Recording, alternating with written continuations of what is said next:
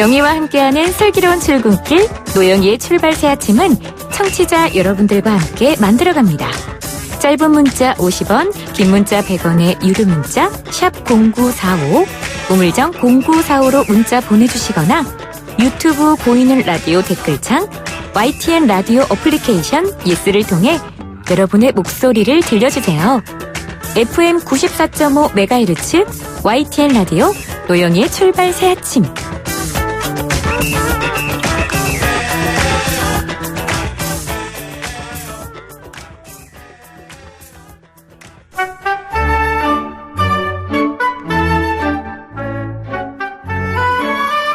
네, 여론요정 뚱커벨이 가지고 오는 여론 택배 상자.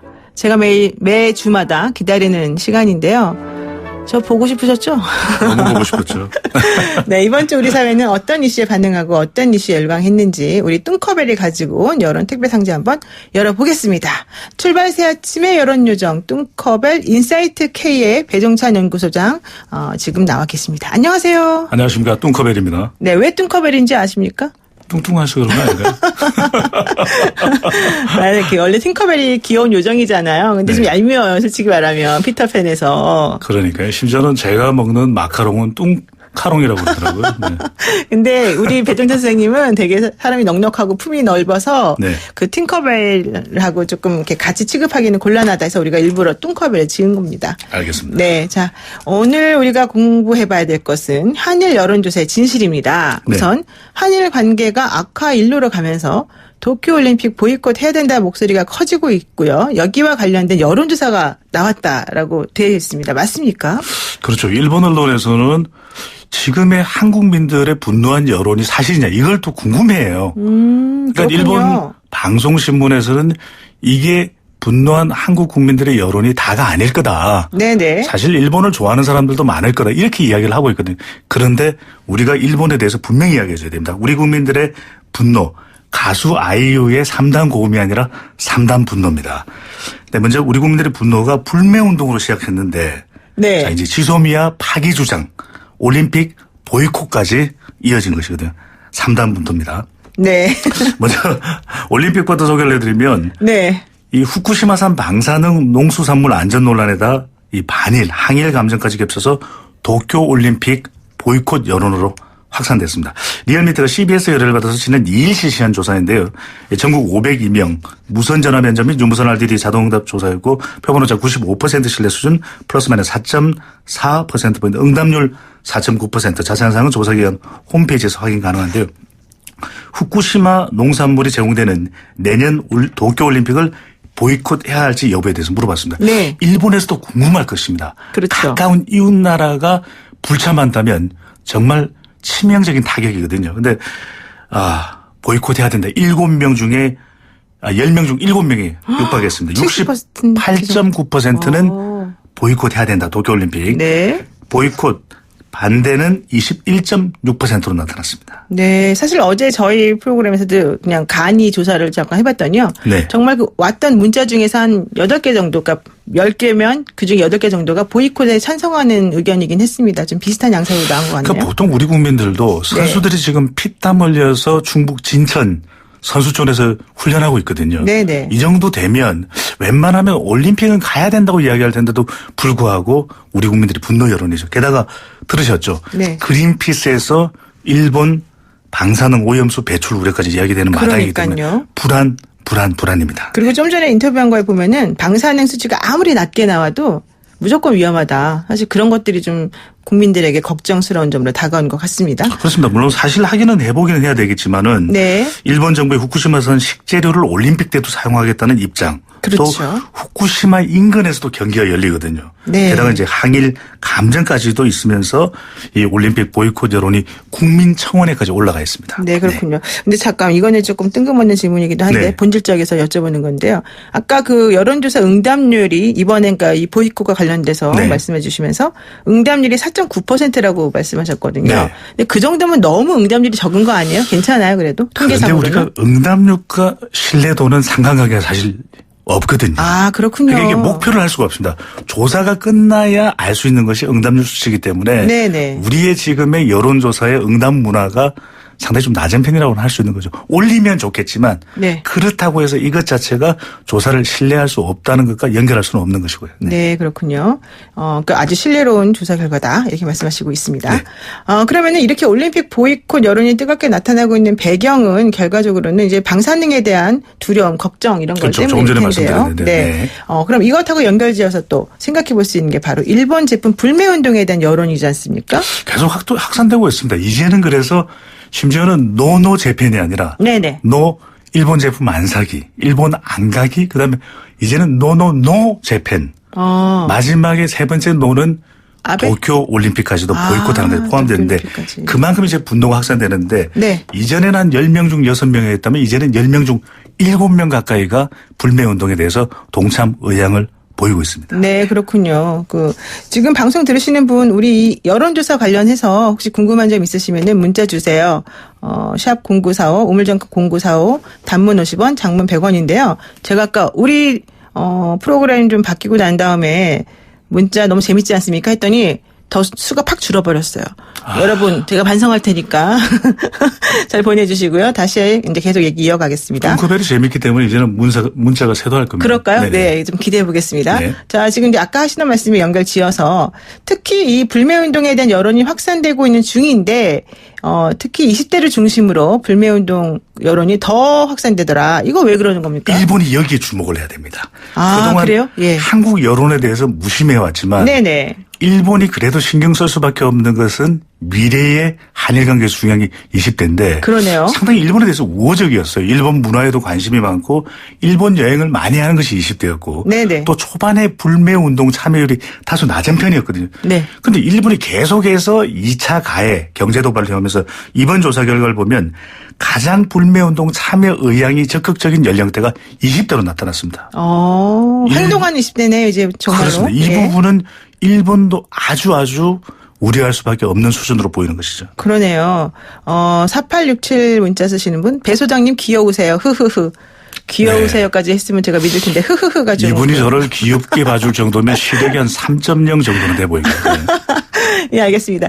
자, 네 번째 질문 제가 준비한 거 있는데요. 네. 지소미아 관련 여론도 좋지 않다고요? 나쁩니다. 이게 정치권에서는 갑론을박이 되고 있는데 이 여당에서는 우리를 적대시하는 일본과 왜 정보 교류를 해야 되냐 이런 이야기가 나오고 있는데 이달 말이 매우 중요합니다. 앞서 좋은 참 좋은 경제연구소의 이 소장께서 말씀 주셨는데 네네. 이달 말에 우리가 지소미아를 파괴하려면 이 8월 24일이 운명의 날입니다. 그리고 그러네요. 일본의 화이트리스트 이 시행령이 이제 본격 이제 진행되는 것이 네. 28일이거든요. 네. 과연 지소미아 파기, 일본의 화이트리스트 전격 시행 이 부분이 8월 24일과 28일 연이었기 때문에 매우 운명의 한 주가 될 텐데 중요한 것은 우리 국민들이 좀 신중하기는 합니다. 이 한미일 이 동북아 안보 연대도 있기 때문에 지소미아 파괴에 대해서는 신중해야 된다고 하지만 그래도 이 우리 국민 여론은 이렇게 적대시하는 일본과 왜 정보 교류를 해야 되냐 이런 여론이 상당히 비등하게 나타나고 있습니다. 네, 그렇군요. 그런 거 하면은 최근 일본에서는 한국을 화이트 리스트에서 제외하는 방안에 대해서 의견 수렴 조사를 거쳐서 그런 절차 끝에 우리나라를 제외했다 말은 하긴 했는데요. 네. 의견 수렴 조사 이게 좀 문제였다는 얘기가 나옵니다. 지금부터는 일본 여론을 집중적으로 분석을 네, 해드리겠습니다. 그럴까요? 예. 우리는 3단 분노인데 네네. 일본의 여론은 3단 도발입니다. 도발이요? 네. 어떻게? 이번에 8월 2일 날 이 우리나라를 화이트리스트에서 배제하겠다고 가기에서 결정하면서 이런 이야기를 했거든요. 네. 이 한국을 화이트리스트에서 배제하는 것에 대해서 의견 수렴을 했다. 네. 그런데 최종적으로 수집된 의견은 한 4만여 건 이상이 되고 이 95%가 한국을 백색 국가 제외에 찬성한다. 그렇죠. 그렇게 났죠. 근데 이렇게 발표를 하니까 그러면 일본 국민 대다수는 한국을 이렇게 싫어하는 것인가? 그렇죠. 이 백색 국가에서 배제할 정도로 화이트리스트에서 잘했다고 그때 그런 거잖아요. 예, 그런데 네. 이 발표하면서 누구를 대상으로 해서 설문 의견을 물어봤고 수렴을 했는지 그리고 네. 또 어떻게 질문했는지 전혀 공개하지 않습니다. 아, 그래요? 네. 그러다 보니까 네. 이 결과만 듣는 일본 국민들은 그래 같이 일본 땅에 살고 있는 우리 국민들이 한국을 참 싫어했구나.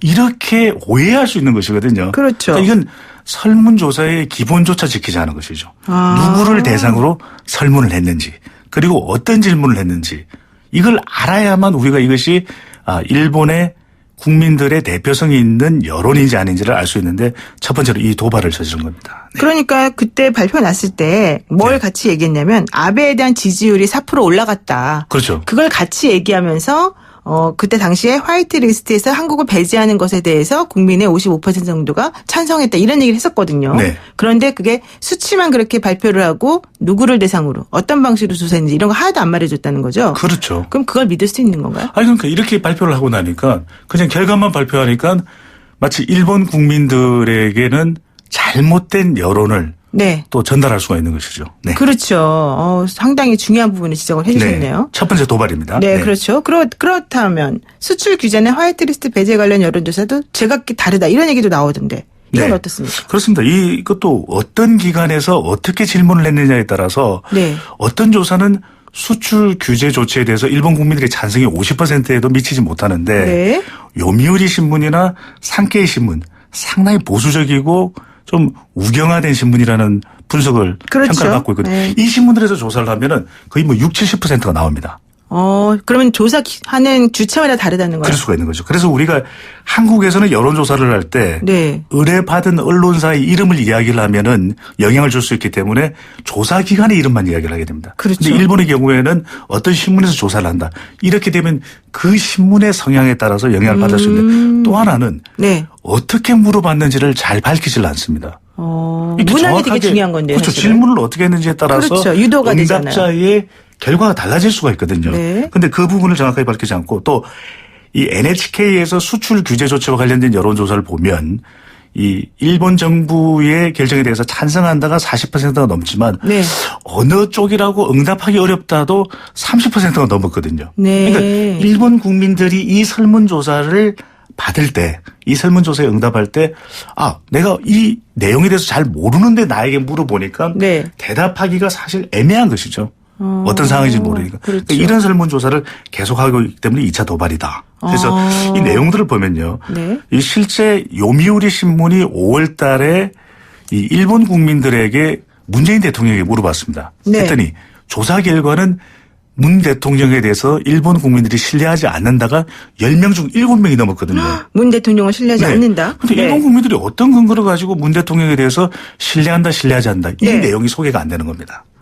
그러니까 어떻게 물어봤느냐에 따라서 네. 문 대통령에 대한 평가가 달라질 수 있는데 그 부분을 밝히지 않고 일본 국민들 사실은 우리 문재인 대통령을 잘 모르거든요. 그렇죠. 그런데 과연 그 결과를 우리가 어떻게 받아들여야 되는가 이것도 문제인데 자 일본의 경우에는 이 언론사의 성향에 따라서 상당한 영향을 주거든요. 최근에 이 요미우리 신문의 경우에는 한일 관계에 대해서 한국이 감정적으로 대응하고 있다. 그렇죠. 또 이 보수적인 신문이죠. 우경화된 신문인 우경화 산케이? 성향이 강한 신문인 네. 산케이 신문에서는 칼럼니스트의 글을 통해서 한국은 응석바지 응석바지. 네, 이런 표현까지 하고 있고. 근데 아사히 신문은 또 다릅니다. 그래서 일본 아베 내각에 대한 지지율 조사를 하더라도 아사히 신문의 지지율 추이는 대체적으로 좀 낮게 나타나요. 그렇죠. 아사히 신문이나 마이니치가 좀 그렇죠. 그렇습니다. 네. 그러니까 들쭉날쭉 하는 거죠. 네. 그러니까 아사히 신문의 경우에는 양국이 복수를 할 것이 아니라 관계를 수복, 리커버리 해야 된다. 이런 얘기를 할 정도로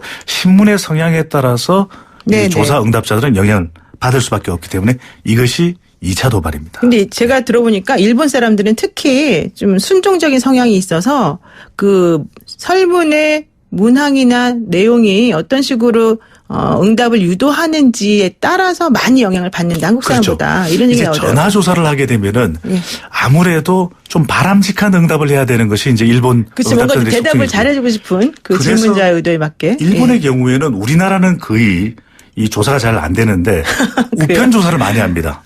그러니까 본인이 굉장히 개인적으로 이렇게 보안이 유지되는 것, 네네. 남의 시선을 신경 쓰지 않아도 되는 응답을 할 때 조사를 응할 때 훨씬 더 객관적인 조사, 이 객관적이고 대표성 있는 조사가 이루어지거든요. 네. 그래서 조사 방법에 따라서도 영향을 받을 수밖에 없는 것이죠. 만약에 전화조사로 이것이 정부의 결정입니다. 네. 찬성하십니까? 반대하십니까? 정부의 결정을 반대한다고 직접적으로 응답하기가 곤란하죠. 이 전화조사에서는 일본의 문화상 상당히 곤란할 수도 있다는 그렇죠. 거죠. 네. 아니 근데 우편 조사도 응답합니까? 우리는 전화도 귀찮은데. 정말 대단한 이게 사람들이네요. 문화가 다른 거죠. 네. 일본의 경우에는요. 심지어는 이 우편 조사의 응답률이 거의 50%가 넘기도 합니다. 네, 그렇군요. 아, 네네. 진짜 특이한 나라입니다. 자, 마지막 하나만 더 물어볼까요? 네. 독도 관련 조사는 더 가관이라고 그러던데 어때요? 이거 왜 그런 거예요? 3차 도발이에요. 이게 3차 도발이에요? 네. 이건 정말 제대로 제가 분석을 해야 될 것은 뚱커벨 수사대를 급파했습니다. 그런데 네. 2013년에요. 네. 독도 관련 조사를 했는데 일본 정부가 실시를 했습니다. 일본 국민 90% 이상이 독도는 일본 땅이라고 응답을 했는데 네. 이 설문조사가 어떻게 되냐면 거의 한 페이지 가량을 우편조사인데 자 독도가 왜 일본 땅인지를 한 페이지 가량 설명을 해줍니다. 설명 자기네가 막 미리 해줘요. 한 페이지 설명을 합니다. 예. 한 페이지 가량. 그다음 질문이 독도는 일본 땅입니까 아닙니까? 이런 조사가 어디 있습니까? 그렇죠. 완전히 이게 진짜. 3차 도발인데 문제는 뭐냐면 우리가 이 조사를 경계해야 되는 것이 이 조사 결과를 아시아 각국에다가 또 뿌려요? 기업인들에게 뿌립니다. 그랬더니 네. 아시아의 기업인들은 마치 우리 땅이죠. 대한민국 영토인 독도를 일본 땅으로 알고 있는 사람도 상당히 있다라고 하는 것. 아, 네. 이럴 수가요. 예, 그렇습니다. 그래서 일본 여론조사를 바로잡기 위해서라도 네. 뚱커벨이 일본 출장을 한번 다녀야 될 것 같습니다. 출장비는 못 드립니다. 노 변호사님 좀 개인적으로 좀 대해주시고. 네, 알아서 다녀오시고요. 네. 지금 그 문자 왔는데요. 뭐 대부분의 문자가 뚱커벨 너무 귀여워요. 배 소장님 귀여우세요. 뭐 이런 얘기 많이 나오고 있습니다. 그래서 제가 좀 이거는 받아들이기 어렵다. 꼭 들으시고요. 그리고 또 하나 팁을 주셨습니다. 701 쓰시는 분이 여론조사 대가 지불하면 응답률 올라갑니다. 아, 그렇죠. 네, 그렇죠. 이거를 꼭 좀 해달라고 그러네요. 아직까지 그 부분이 법이 정비가 안 됐는데 또 선거 네. 여론조사의 경우에는 이 비용 대가를 지불하는 경우에 법상에 또 문제점이 아직 그렇죠. 정비되지 않았거든요. 그렇죠. 이 부분도 좀 개선된다면 네. 훨씬 더 응답률이 높아질 것으로 네. 예상됩니다. 오늘 뚱커벨과의 유쾌한 여론 택배 여기까지 듣겠습니다. 고맙습니다. 감사합니다. 네, 지금까지 인사이트 K 배종찬 연구소장과 함께했습니다. 잠시 후 4부에서는요. 여러분이 기다리시던 역사학자 전우영 교수와 함께 해방 이후 한국과 일본의 경제적 관계, 역사의 관점 한번 짚어보도록 하겠습니다.